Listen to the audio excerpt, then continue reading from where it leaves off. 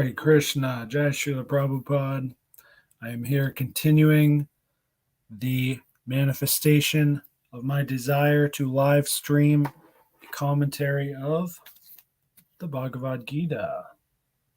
As it is 1972, huge edition. Sorry for the lighting. It's the best I can do, but at least I have the book this time. All right, I'm going to race to see how fast I can do this, just like I'm going to race to see how fast I can do the rest of the whole Gita up to the last chapter, the 18th verse. Om Namo Bhagavate Vasudevaya. Okay, we are continuing after 424. That was the last one. We're on 425. So this next verse, this is what I call a setup verse. So the actual conclusion that Krishna is hinting at is going to be forthcoming. And he's hinting that worshiping Brahman is Brahman. Yeah, worshiping Brahman is better than demigod worship. Let's read the verse. Verses are so quick to read anyway. Some yogis perfectly worship the demigods by offering different sacrifices to them, and some of them offer sacrifices in the fire of the supreme Brahman. So yeah, that was my first note. Just reading it is like Krishna's not actually making a value judgment here, but it seems like a subtle hint that the second part of the verse is the conclusion after the first part, if that makes sense. It's kind of like when a salesman might say, well, you may, if you like apples, you'll really like apple crisp. I think that's what's going on here. And then in the purport, Prabhupada is saying, in other words, the fruitive workers sacrifice their material possessions for material enjoyment, whereas the impersonalist sacrifices his material designations with a view to merging into the existence of the Supreme. For the impersonalist, the fire altar of sacrifice is the Supreme Brahman, and the offering is the self being consumed by the fire of Brahman. And that, I believe, is a hint to the last verse we just read, 424. Brahman goes to Brahman, which is from Brahma, and so on. The Krishna-conscious person, like Arjuna, however, sacrifices everything for the satisfaction of Krishna. Keyword satisfaction, that's the difference between the two things he just talked about.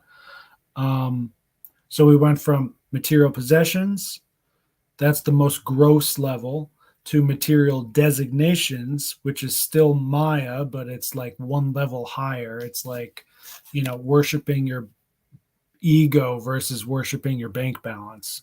They're both Maya, but one is higher than another, less gross, more sattvic, you might say. That's not the right word, but more subtle, more close to the Supreme, basically, is ego versus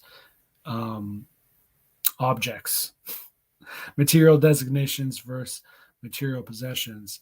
But then higher than that is working for the satisfaction of someone else, God or anyone else. I mean, that's a relationship among people.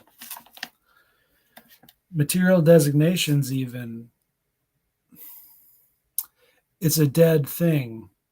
It's just a placeholder. Whether you're a king or a teacher or a policeman or whatever, that dharma, that it's just a position.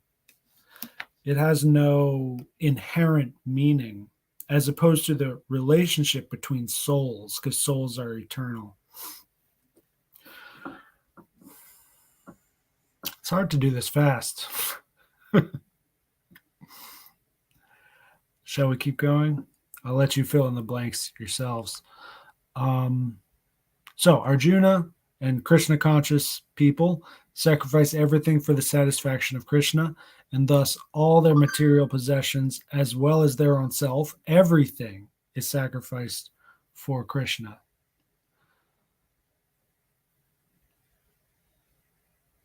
Thus, he is the first class yogi, but he does not lose his individual existence. Like I said, this is mostly a set of verse, so we're going to go to the next verse. 26. Some of them sacrifice the hearing process and the senses in the fire of the controlled mind, and others sacrifice the objects of the senses, such as sound, in the fire of sacrifice. So in the purport, Prabhupada says the brahmacharis, or students under the care of a bona fide spiritual master, control the mind by abstaining from sense grat. Okay, we're not writing, so I should say the whole word, right? Sense gratification. They are referred to in this verse as sacrificing the hearing process and the senses in the fire of the controlled mind.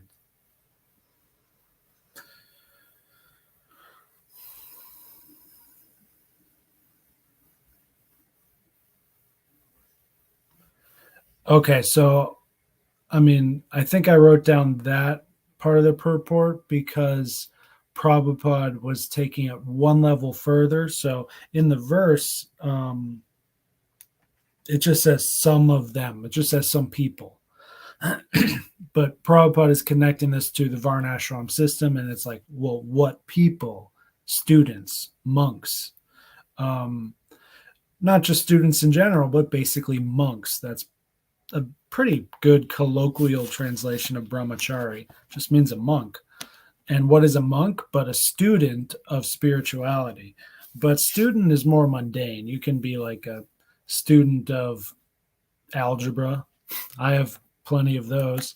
And there's nothing, it's mundane. There's nothing special there.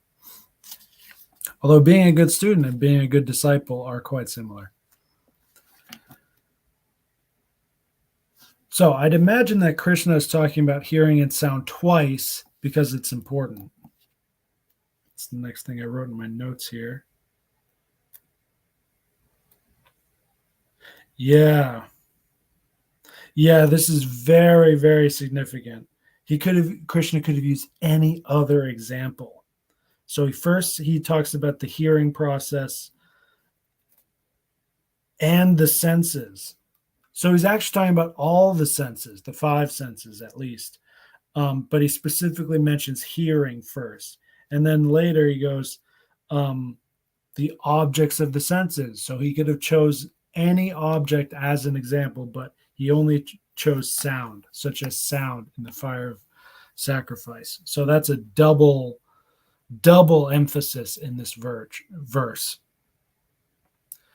And I wrote here, these are 2 different activities of the same medium.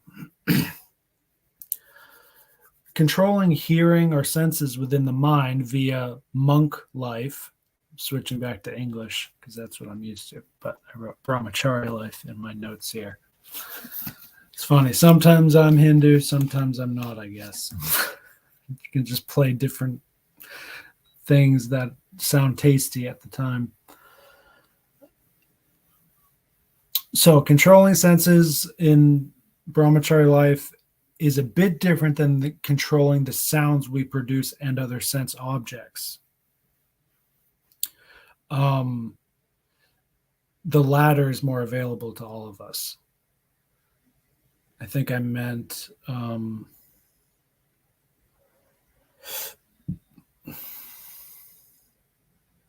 the sense objects themselves versus the senses. Yeah, obviously. So like we're surrounded by sense objects. And if you don't want to be affected by them, you can basically just look away or turn or, earmuffs or whatever. But how do you turn off the senses? That's much more difficult. So Prabhupada talks here. So first he mentioned the brahmacharis, and then later he mentions grihastas. Grihastas have more chances for sense gratification, but still they renounce as far as possible. Quote, this restricted, unattached sex life is also a kind of jugya because the restricted householder sacrifices his general tendency towards sense gratification for higher transcendental life.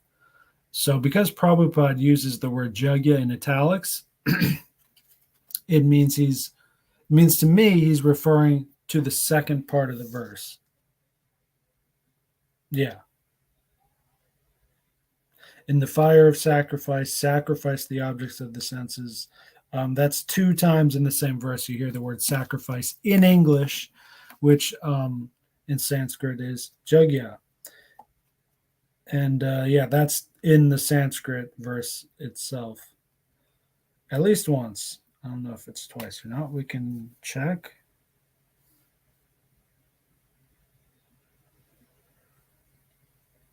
One interesting word there is samyam for restraint.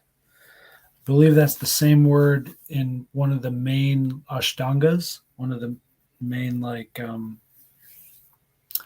kinds of like virtues or whatever. I don't know if it's one of the 8 limbs or something. It's another one of those.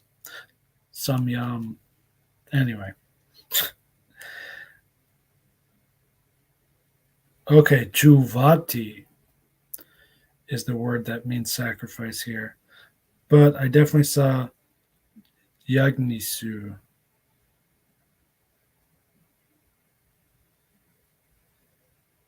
Oh, that's in the fire. Indriya, sense organs, fire. Okay, so the word jagya actually, oh my God, this is so interesting. That word juvati means offers and sacrifice. So that's the word. That's the word juvati. But then Prabhupada uses jagya in italics in the purport. So I could still hold by my original point in the note here that that Prabhupada is pointing to that it's sacrifice. Whether you call it sacrifice in English or jagya in Sanskrit or juvati in Sanskrit, I think he's putting it like this so we can see they're all the same thing, basically, which they are. Like juvati, I don't know how that's conjugated or whatever, but he, in the word for word translation, Prabhupada just says it means sacrifice. And in other times, you'll see jagya there, it just means sacrifice.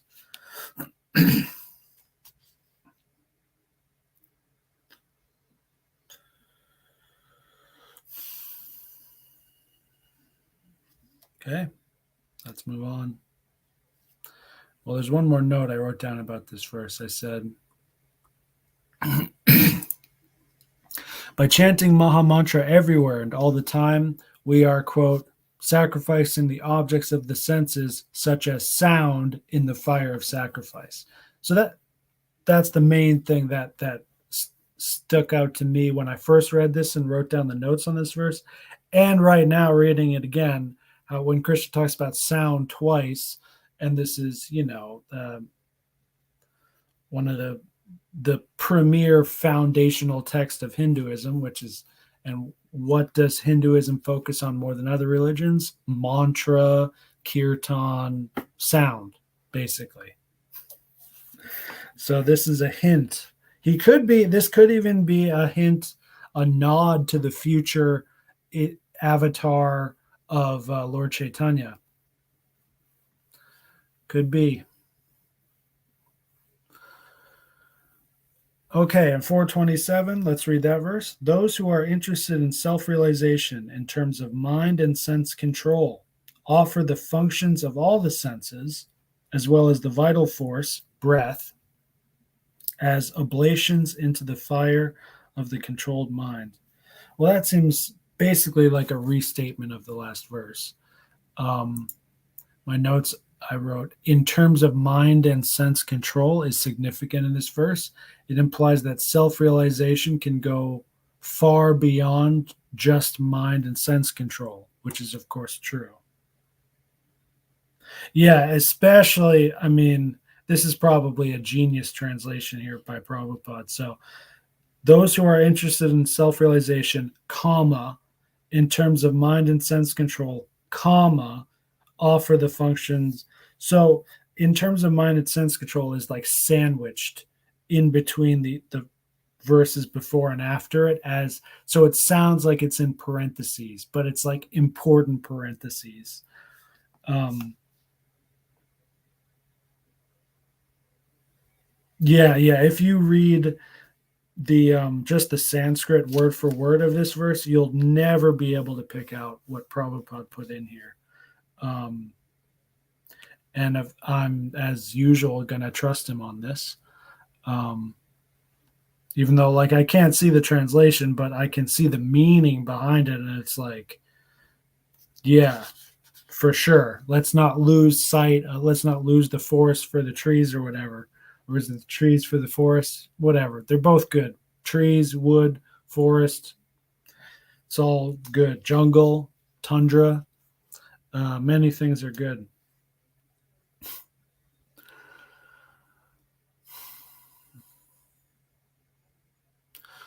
So in the purport, Prabhupada goes into Ashtanga yoga. And I wrote, that seems odd to me, and it could be the preacher in him. I wouldn't be surprised if at least one person who likes yoga but unsure about Krishna became a devotee just because of how this purport is designed.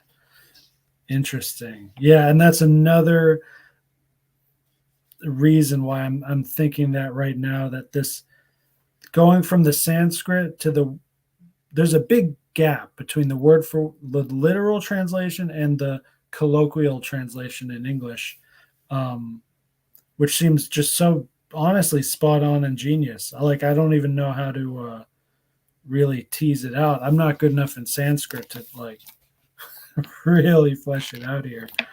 Um, but yeah, right in the first sentence of the purport, Prabhupada's already talking about Patanjali and yeah, then the 10 kinds of air work within the body. I think Prabhupada, I agree with my notes, what I wrote here in the first time. I think Prabhupada might be flexing. He might, like, this might be, he's demonstrating his knowledge and appreciation for this, tradition and philosophy of yoga in the more physical sense of controlling breath and so on. But at the same time, hinting to the higher yoga, but doing it in a way where it's like, if you guys are into this sort of thing, like, that's fine. That's great. You can do all this.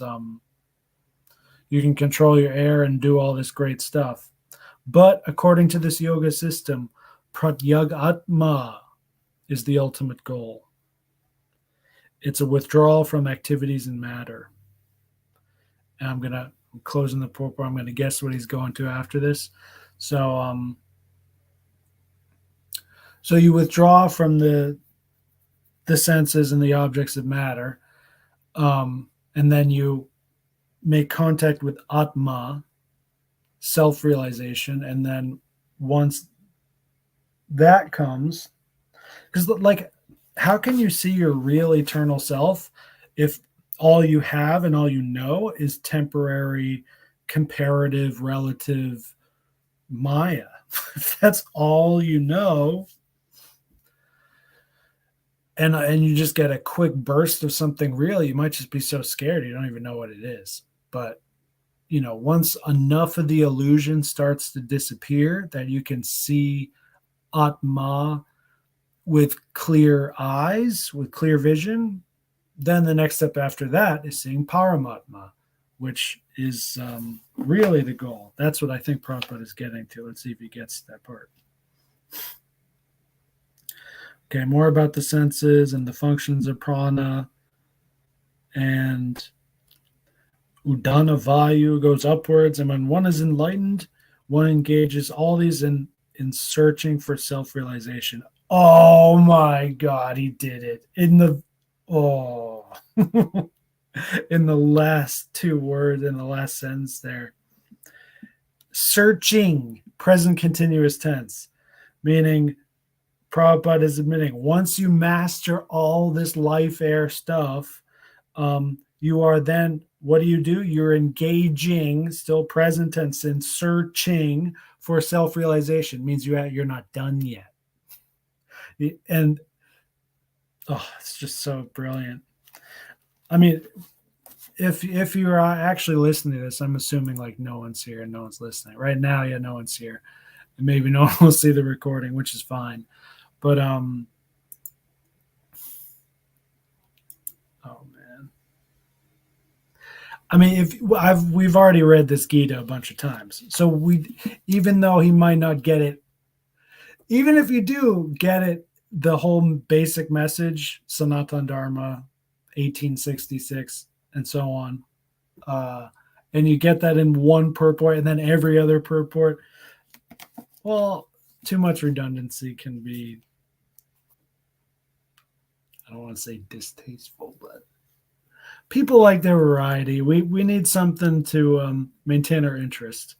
And of course, Sri Bhagavan does really good job with words and voice, and how Prabhupada translates this into modern English while still maintaining that like ethos and pathos and logos from 5,000 years ago. It's just wild.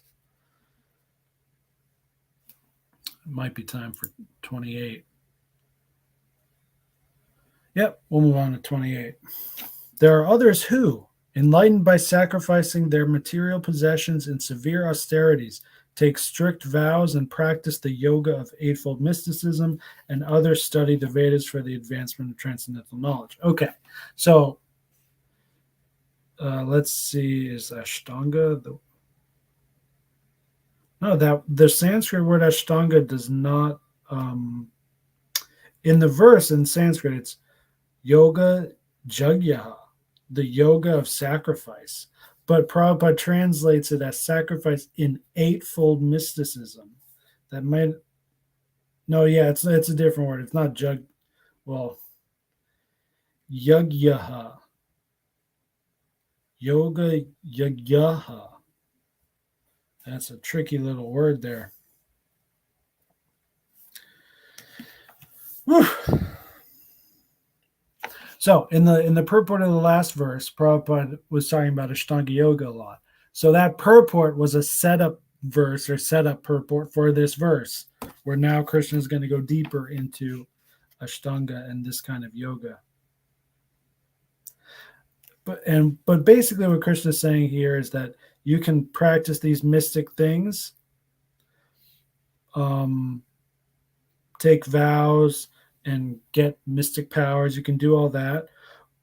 And others study the Vedas for knowledge. Power versus knowledge. It seems to be what is the main divide here. And then in the first sentence of the purport, Prabhupada goes right into these sacrifices may be fitted into various divisions. So that's the whole point of this, is Krishna's talking about different tattvas, the different categories, how you fit them in with each other. Aristotelianistic as he may be.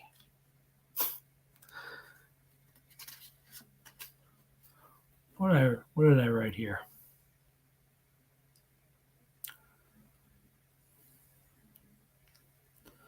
So yeah, and you can study in so many ways, but it seems like Krishna is saying, wait for what's coming next.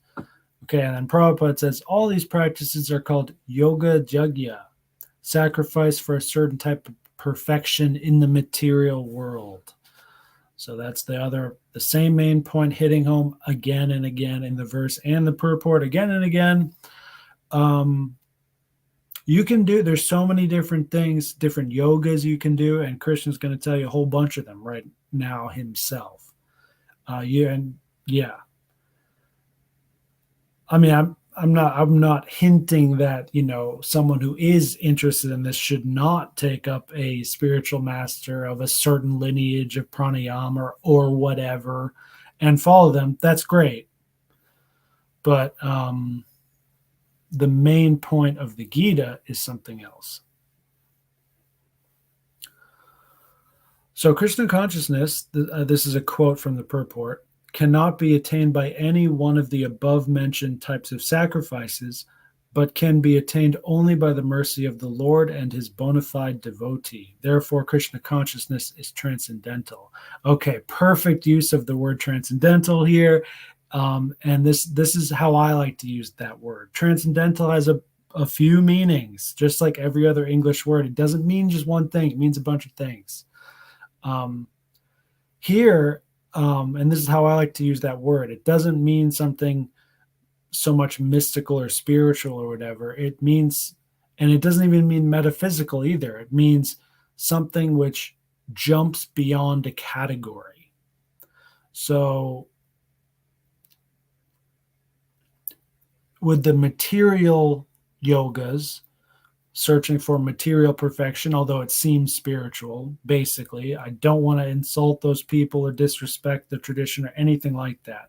Just oversimplifying for getting the words out quickly enough. Those practices have a linear progression.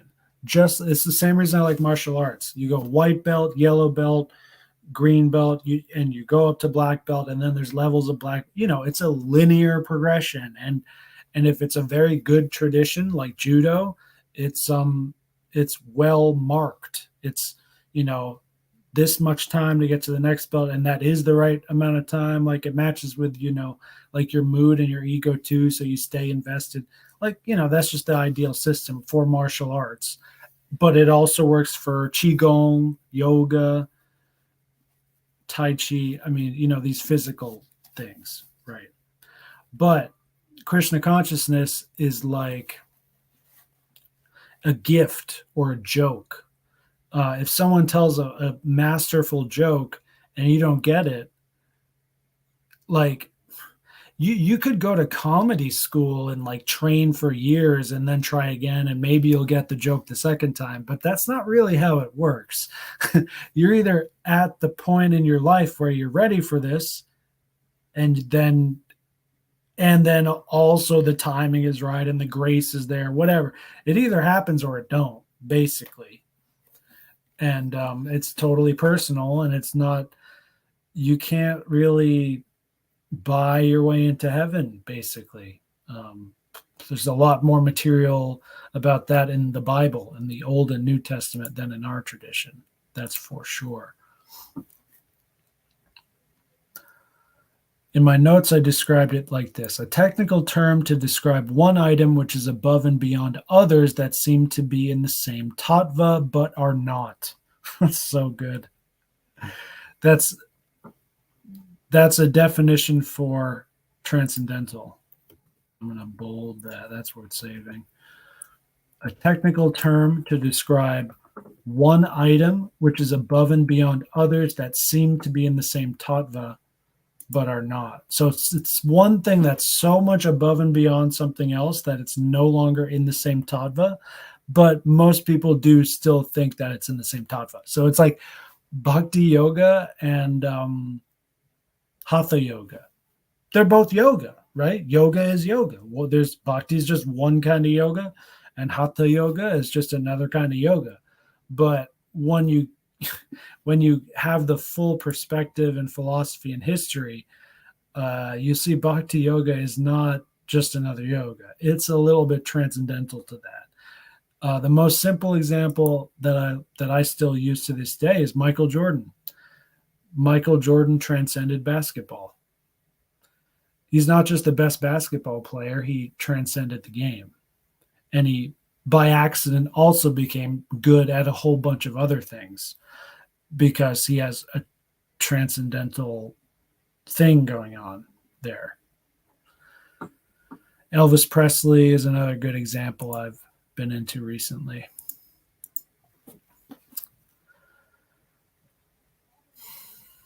Okay. Didn't say much about the purport in my notes here.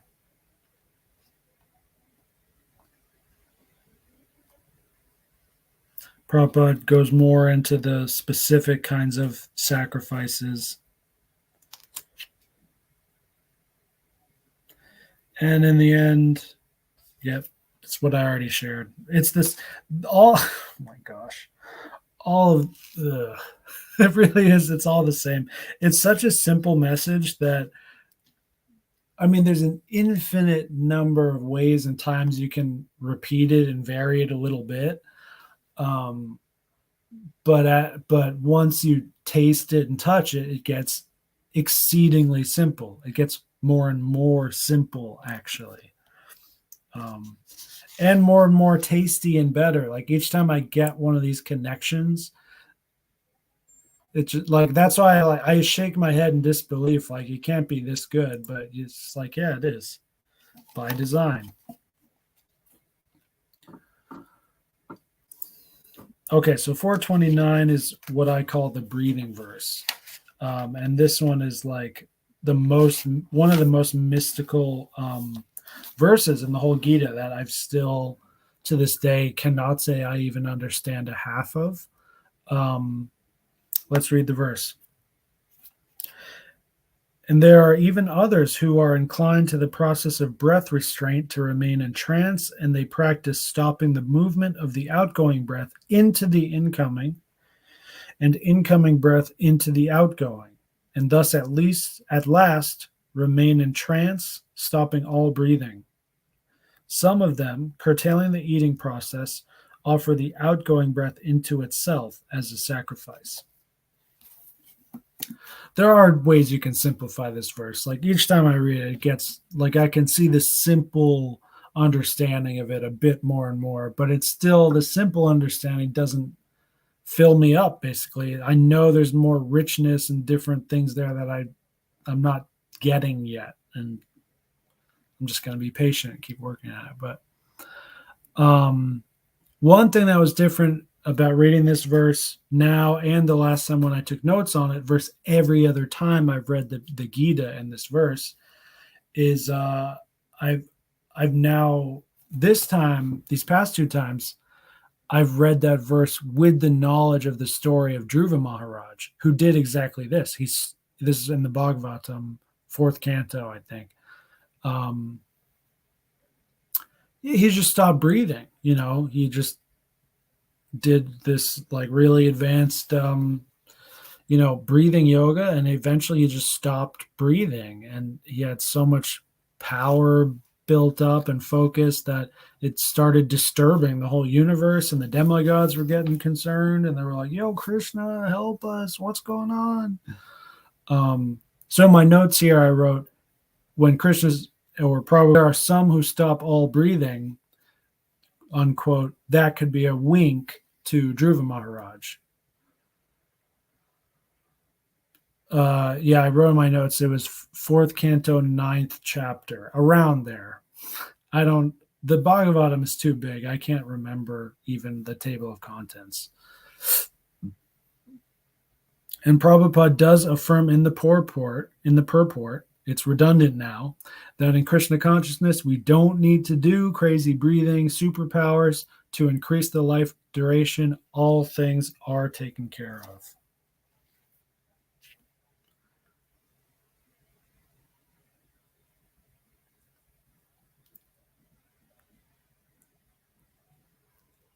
The practice of reduced eating is automatically done when one eats only Krishna prasadam, or food which is offered first to the Lord. Reducing the eating process is very helpful in the matter of sense control. Without sense control, there's no possibility of getting out of the material entanglement.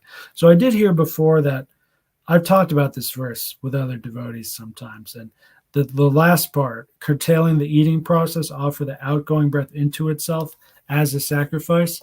I've met a bunch of people who've just said, oh yeah, he's just talking about fasting, which I have no problem going along with and saying, yeah, that's pretty much it.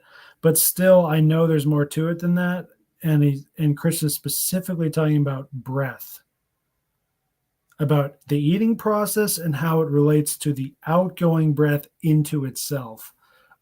There's something there. It's a reference to some pranayam thing there's a wink there. I know there's a wink there, and I don't know what it's winking towards.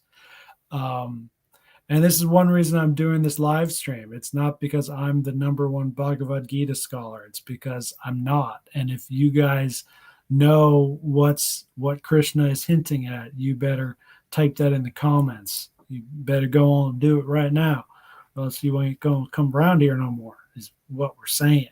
Okay? Get her done is what we're saying. Okay? We're going to stop there. It's the perfect time. We'll continue next time on chapter 4, verse 30. Shrimad Bhagavad Gita ki jai. Srila Prabhupada ki jai. Srila Bhakti Siddhanta Saraswati Thakur ki jai. And all the other Vaishnavacharyas. Thank you for your coattails. Haribol.